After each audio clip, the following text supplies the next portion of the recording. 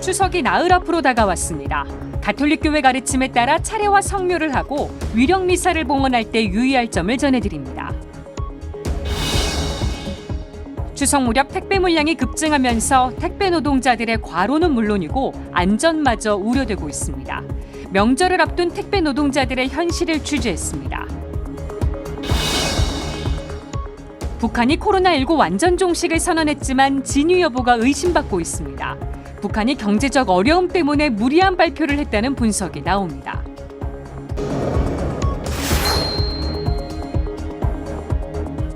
시청자 여러분 안녕하십니까? 9월 6일 화요일 CPBC 뉴스 시작하겠습니다. 민족 최대 명절인 추석이 나흘 앞으로 다가왔습니다. 추석 직전 태풍이 몰아쳐 마음 졸인 분들 많으시죠?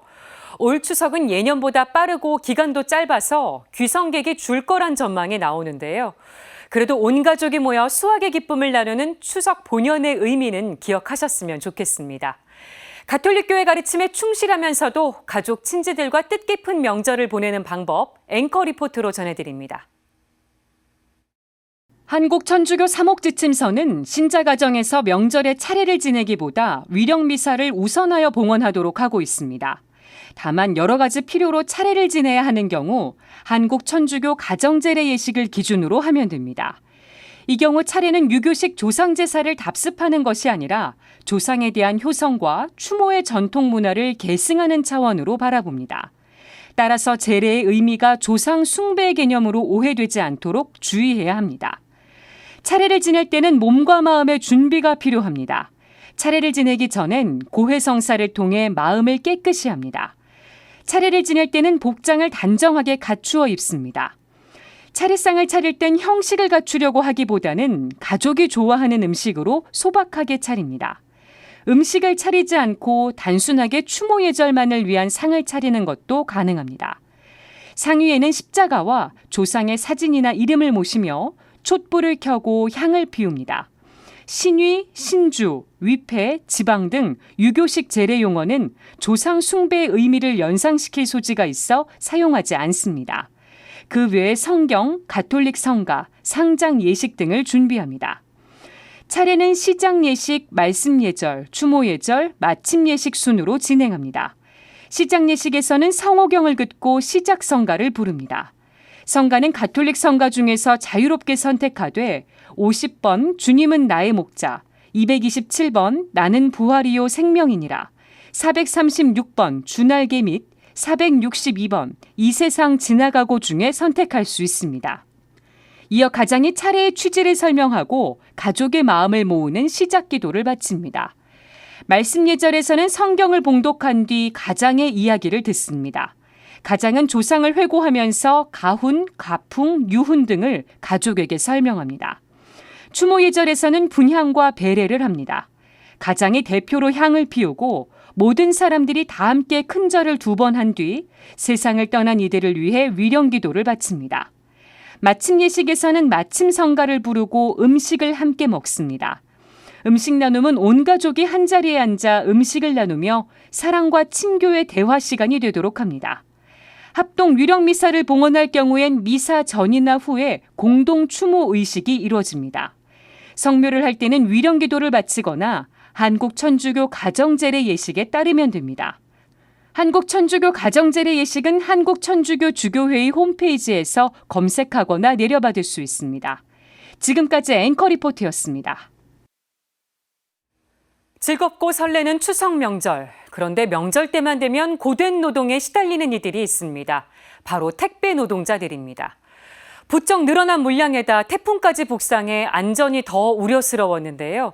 명절을 앞둔 택배 노동자들의 현실, 김현정 기자가 보도합니다. 명절 택배 물량 특수에 역대급 태풍 흰남노까지 북상한 이번 주는 그야말로 택배 노동자들에겐 고난의 행군 주간이 되고 있습니다. 대부분 야외 노동을 해야 하는 택배 노동자들에게 태풍과 같은 자연재해는 유독 위협적입니다. 뻔히 위험이 예상되는데도 불구하고 택배 노동자들에게는 안전에 심각한 영향을 주는 위험한 상황에서 취할 수 있는 법 제도적 장치가 전무합니다. 그래서 전국 택배 노동조합은 CJ 대한통운과 우정사업본부 등 5개 택배사와 주무부처인 국토부, 고용노동부의 선제적 안전조치를 촉구하기도 했습니다. 5일은 집하 업무 전면 중단, 6일은 하차 업무 전면 중단을 요구한 것입니다. 택배사가 직접 나서서 집하 및 배송 중단을 해야 한다는 겁니다.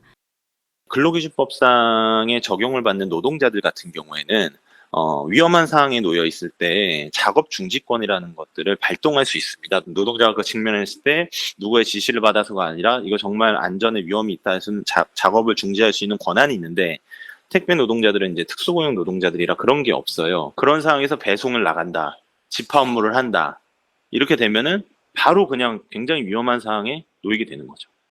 추석을 앞둔 요즘 택배 물량은 평소보다 평균 17에서 20% 정도 늘어납니다.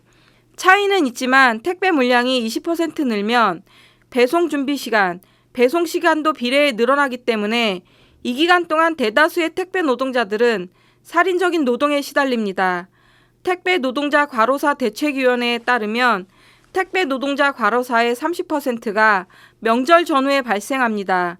이에 따라 국토교통부는 추석 연휴 이틀 전부터 배송 물품의 집하를 제한해 대부분의 택배기사가 4, 5일간 휴식을 보장받을 수 있도록 하겠다고 밝혔지만 실효성이 없다는 지적입니다. 이번에 9일부터 휴무가 이제 진행되는데, 국토교통부에서는 8일부터 택배사들이 휴무를 진행해서 택배 노동자들이 하루 더 쉴 수 있게 됐다. 과로를 조금이나마 해소할 수 있게 됐다, 이렇게 보도자를 밝혔는데요. 실제로는 롯데 택배를 빼고는 대다수의 택배사들이 휴무를 안 하는 것으로 확인이 됐습니다. 과로는 택배 노동자들의 안전사고로 이어지곤 합니다. 고용노동부에 따르면 최근 5년 동안 추석을 전후해 20일 동안 택배 노동자들의 안전사고 또한 증가했습니다. 이 기간에는 90일 이상 치료가 필요한 부상자가 1일 평균 17.6% 더 많았고, 부상자는 해마다 증가하는 추세입니다. 고용노동부는 한국산업안전보건공단과 합동으로 이달 20일까지 근로감독관 등 1,500여 명을 투입해 전국 350여 개소 물류창고를 일제 불시 점검하겠다고 밝혔습니다. 하지만 이것은 근본 대책이 될 수 없다는 것이 현장의 목소리입니다. 주 5일제가 택배 산업에도 적용돼야 된다고 생각을 합니다. 그래서 일주일에 5일 일하고 이틀을 쉬면서 과로되지 않게, 피로가 그때그때 풀려서 건강에 위협이 되지 않도록 하는 게 가장 중요하다고 생각하고요. 즐겁고 설레는 명절의 이면엔 고된 노동에 시달려온 택배 노동자가 있었다는 사실을 잊지 말아야 합니다. CPBC 김현정입니다. 서울에 사는 1인 가구가 150만 명을 넘어섰습니다. 혼자 사는 사람일수록 사회적 고립 위험이 높다는 보고서가 나왔습니다. 김영규 기자입니다. 서울시가 최근 서울 시민생활 데이터를 발표했습니다. 시민 300만 명의 가명 데이터를 결합 분석한 결과입니다. 2021년 말 기준으로 서울시 거주 1인 가구는 149만 명에 달했습니다. 이 결과 서울시 1인 가구 비율은 2010년 20.5%에서 2015년 29.5%, 이어 지난해는 36.8%로 증가했습니다. 그런데 이번 데이터에서는 1인 가구 수가 2022년 6월 기준 153만 4천 명으로 더 늘었습니다. 세대에 따라 1인 가구 밀집 지역과 밀집도도 다르게 나타났습니다. 먼저 20, 30대 청년층 1인 가구는 주로 대학가나 회사 주변에 거주하는 경향을 보였습니다. 반면 40, 50대 중장년층은 다세대 연립주택과 같은 저층 주거지에서, 60대 이상 노년층은 강북, 도봉, 노원구에서의 밀집도가 각각 높았습니다. 특히 저소득 구간에 속하는 고령층 1인 가구의 경우 휴일 이동거리와 전화통화를 하는 사람의 수, 휴일 외출 건수 등이 다른 집단보다 적었습니다. 사회적 접촉이 그만큼 부족하다는 얘기입니다. 서울시는 현재 2030 1인 가구의 미래 경제 활동이 위축된다면 향후 사회적으로 고립될 수 있다고 우려했습니다. 데이터 결합을 이제는 금융과 그리고 물류 쪽까지 확대를 해서 향후에는 행정 데이터 기반으로 각 가구들의 금융 실태는 어떻게 되고 그리고 위험성은 어떻게 되는지들을 더 심도 있게 분석을 해서 맞춤형 정책들을 펼쳐나가는 데 기여를 할 계획입니다. 한국교회 역시 1인 가구에 대한 사목적 배려를 고민하고 있습니다. 서울대교구 통합사목연구소장 양주열 신부는 사회적 관점뿐 아니라 건강을 비롯해 안전, 주거, 관계 등 사목적 대책 마련에 교회가 관심을 가져야 한다고 말했습니다. 개별 본당을 중심으로 본당 사목자와 공동체가 함께 1인 가구로 생활하는 사람들을 찾아 나서고 모일 수 있는 기회를 사목적으로 만드는 것이 중요합니다. 양 신부는 나아가 이는 양 방향에서의 접근이 필요하다고 강조했습니다. 건강, 안전, 주거, 관계의 개선을 원하는 1인 가구 생활자가 본당 사목자와 공동체에 접근하기 쉽도록 노력해야 하겠습니다. 그리고 1인 가구 생활자들에게도 현실적인 필요와 어려움이 있겠지만 인간적이고 인격적인 삶을 위한 영적 안목과 가치를 살아가고 있는 본당 공동체를 찾아주시기 바랍니다. CPBC 김현규입니다. 북한이 최근 코로나19 완전 종식을 선언했습니다. 팬데믹이 여전한 상황이라 진위 여부가 의심받고 있는데요. 경제적 어려움 때문에 무리한 발표를 한 것으로 보입니다. 장현민 기자가 보도합니다. 지난 5월 북한은 공식적으로 코로나19 확진자 발생 사실을 공개했습니다. 그러던 북한이 지난달 초 코로나19 위기가 완전 해소됐다며 방역전 승리를 선언했습니다.